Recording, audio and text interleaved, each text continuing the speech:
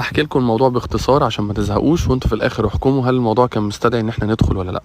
جالنا تليفون وطلب مننا معاينه، وفعلا رحنا للمكان. اول ما دخلنا لقينا ان المكان فيه اوريدي ناس شغاله، وكمان الارضيات راكبه والجبسون بورد وكل تقريبا الاماكن الناس شغاله فيها.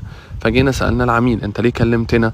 ما في مهندس شغال عندك جوه الموقع. قال لي بص انا المهندس، وريته من اول يوم ان انا الفرش بتاعي بالكامل كلاسيك، ولقيته ان هو عامل لي شغل نيو كلاسيك، فانا بالنسبه لي الشغل ده مش مناسب معايا. قلت له طيب بمنتهى البساطه انت ممكن ترجع للمهندس وتتناقش معاه وتقول له انا عايز شغل كلاسيك ويعمل لك الشغل ده. قال لي بقى انا ده كلمته مره واثنين وثلاثه وبرده وصلنا لنقطه سد.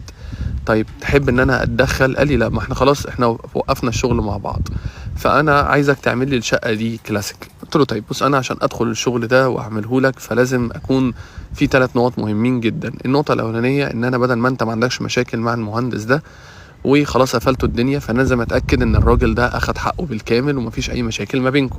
فقال لي بسيطه. راح رافع سماعه التليفون وكلم الراجل، مش مهندس احنا في اي مشاكل ما بيننا؟ قال له لا وربنا يوفقك والموضوع منتهي.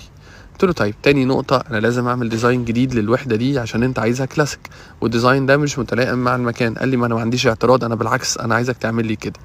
قلت له طب النقطة التالتة، انت اوريدي شغال في المكان والخامات اللي انت شغال بيها والستايل اللي انت شغال بيه ده مش هينفع معايا، فانا تقريبا هغير لك الحاجات اللي موجودة. قال لي طيب بص انت معاك الشقة واعمل لنا الديزاين، واحنا فعلا شوفنا شغلك وعارفين ان انت بتطلع شغل كلاسيك كويس قوي، فاحنا عايزينك تعمل ده، فشوف انت ايه اللي يرضي ضميرك واعمله. قلت له طيب بسيطة، هنبدأ في مرحلة الديزاين وبعد كده نشوف احنا ايه اللي ممكن نعمله. وحاجة تانية ان انا اي حاجة هطلب منك ان احنا نغيرها في الشقة مش معناه ان المهندس كان شغل وحش، بالعكس انا بغير ده طبقا للمواصفات والشغل اللي انا بعمله. قال لي انا ما عنديش اي مشكلة. وخلصنا الديزاين وابتدينا فعلا في التنفيذ، وابتدينا ان احنا كسرنا تقريبا معظم الحاجات اللي موجودة في الشقة وشغل الكهرباء وتجهيزات التكييفات وكل الحاجات اللي موجودة في الشقة اللي معاكسة مع الديزاين. وصلنا ان احنا فنشنا المكان وطلعناه بشكل حلو قوي وطلع بالفينش اللي انتوا شايفينه.